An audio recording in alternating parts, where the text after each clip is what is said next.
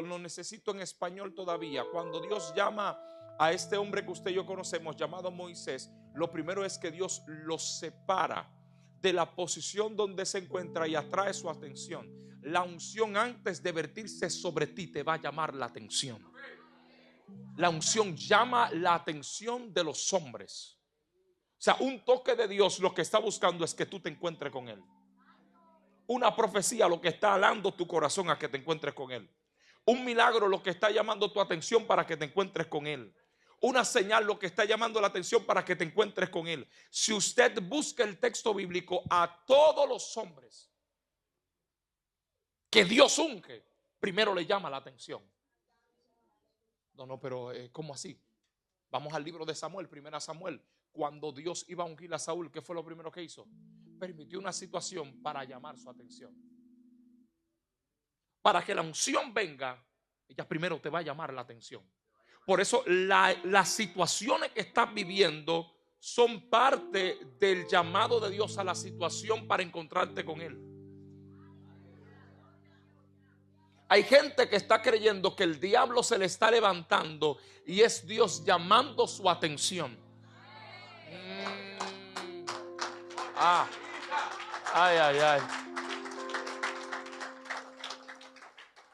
Hay situaciones que Dios está permitiendo para encontrarte con la unción. Hay situaciones que Dios está permitiendo para llamar tu atención con la unción. Un sentido muy común de esto, cuando Dios habla a la vida de Samuel por segunda vez para ungir, ¿qué le dice el Señor a Samuel? Primera de Samuel capítulo 16. Le dice algo importantísimo y le trae la palabra y le dice: toma tu cuerno, llénalo de aceite y ve a Isaí de Belén, porque me he previsto de rey.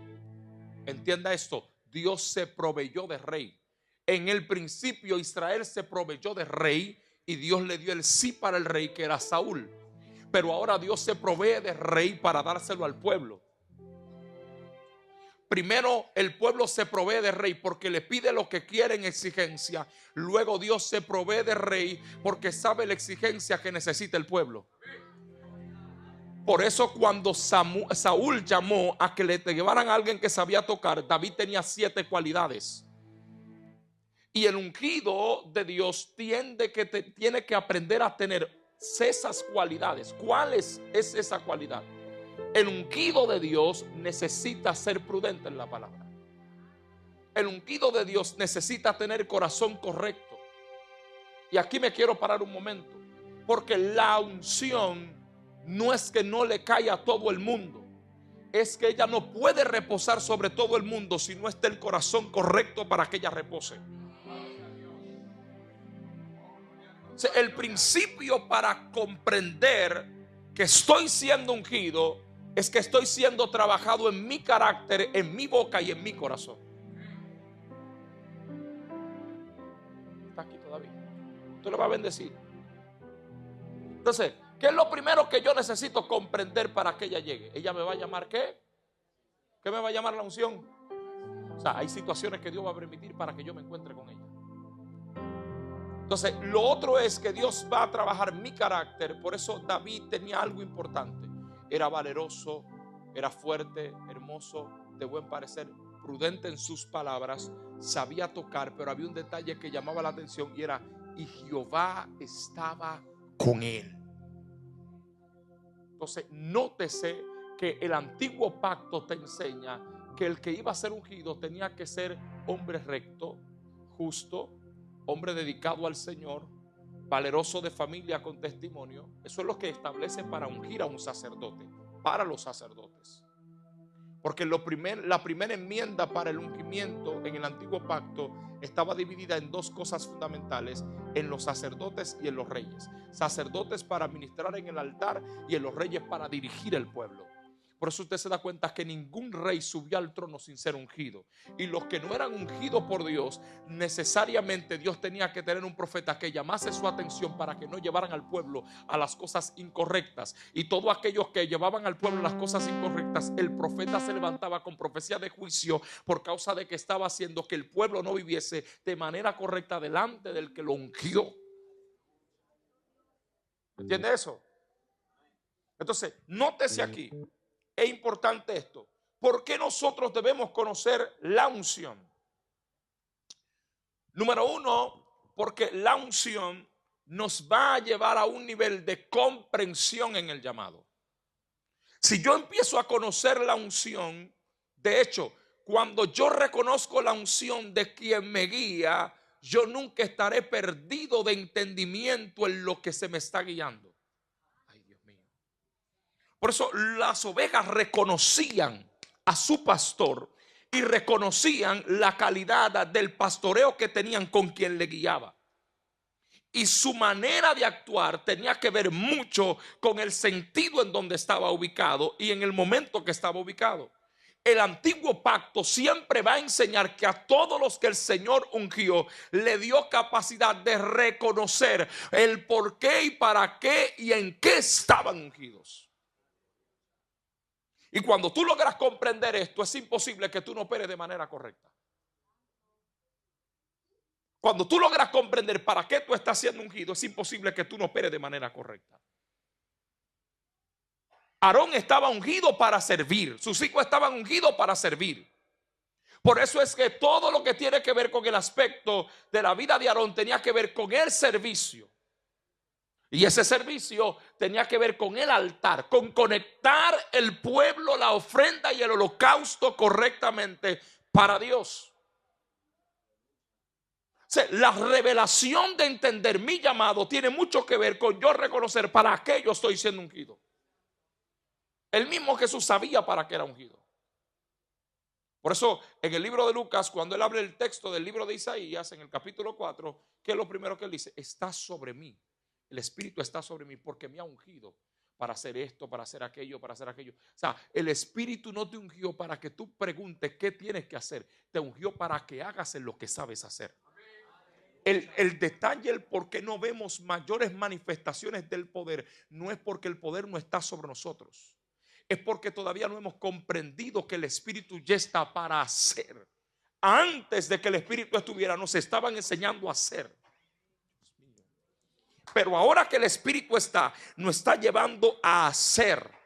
Por eso el Mesías dice, está sobre mí para hacer. O sea, yo estoy ungido para hacer. Y no es que en el camino no se vayan desatando cosas, es que tienes que comprender que ha sido ungido para hacer la obra, ungido para liberar, ungido para sanar, ungido para renovar, ungido para cambiar, ungido para instruir, ungido para capacitar a alguien. El ungido tiene capacidad de habilitar a otros. El ungido tiene capacidad de hacer que en otros despierten los dones. Samuel no solamente habilitó un rey, habilitó 2 reyes. Porque él había sido capacitado para habilitar. El mismo texto bíblico dice que un día el Espíritu de Dios estaba sobre el Mesías para sanar, otro día estaba para liberar, otro día estaba para hacer obra, otro día estaba literalmente para que la palabra sea predicada. Entonces, ¿qué es lo que yo necesito para poder operar en la unción y caminar en ella? Reconocer por qué he sido ungido. Si yo soy profeta, lo profético tiene una unción que se le conoce como la unción profética, pero esa unción profética es del Espíritu. Y la acción de esa unción tiene mucho que ver en importancia con los milagros, con las señales, con eventos sobrenaturales, con profecías certeras que hablan del pasado, del presente y de dirección al futuro, y tiene mucho que ver con el detonante de la revelación de todo lo que está en el ambiente y en el círculo del profeta. Por eso todos los profetas del antiguo pacto, los nabí del antiguo pacto, tuvieron capacidad de ver, percibir, entender, hacer milagros dentro de la atmósfera, literalmente dirigir al pueblo de Dios, destruir todos los aspectos que tenían que ver con altares y ídolos. Si usted pone 2 grandes profetas de la Biblia, en el marco usted se da cuenta que los dos eran profetas. En la vida de Elías usted lo va a ver, y en la vida de Jehú lo va a ver. Pero si usted pone a Ageo como profeta y pone a Elías, Elías preparaba a Dios un pueblo bien dispuesto, pero Ageo preparaba la mentalidad del pueblo para operar del templo. Una cosa es que uno trabajó para que el pueblo se conectara a Dios, y otra cosa es que otro trabajó para que el pueblo conectara en la casa del Señor. Ah, Dios mío, mi alma adora. Los dos eran profetas, eran llamados por Dios, eran elegidos por Dios. Pero la idea de Dios es que uno fuera profeta a direccionar al pueblo para la adoración, y que otro fuera profeta a devolverse de los ídolos para tener a Dios como su centro. Entonces aquí hay un detalle importante. Para poder comprender este detalle, tenemos que comprender que no es que los profetas tienen competencia. No hay competencia ni en los profetas, ni en los apóstoles, ni en los evangelistas, ni en los pastores, ni en los maestros. No. ¿Por qué no hay competencia? Porque Efesios capítulo 4, el versículo 11 dice que es a fin de perfeccionar a los santos. Si yo no logro entender que yo nací para perfeccionar a los santos, entonces voy a competir. Predicador, entonces ¿por qué hay competencia? Porque quien tiene la unción sobre él no ha comprendido el por qué fue ungido. Ay, Dios mío. ¿Y por qué entonces no, que Dios me usa más a ti que a mí? No, lo que pasa es que el que tiene la unción sobre él no ha entendido la eficacia por la cual Dios lo llamó. Y cuando no entiende la eficacia por la cual Dios lo llama, literalmente no puede entender el por qué está haciendo lo que hace. Pero cuando yo entiendo que yo estoy fundamentando en la base, y el que sigue está tomando la manifestación de lo que hace, entonces la obra es continua. ¿Por qué? Porque yo no estoy construyendo para derribar, yo estoy haciendo base para que el que viene termine el edificio. Ah, mi alma adora al Cordero. Y es ahí donde está el operar de la unción. Es por eso que cuando Dios le habla a Moisés, Dios le dice a Moisés: prepárame el aceite de la santa unción. Al principio era un ungüento,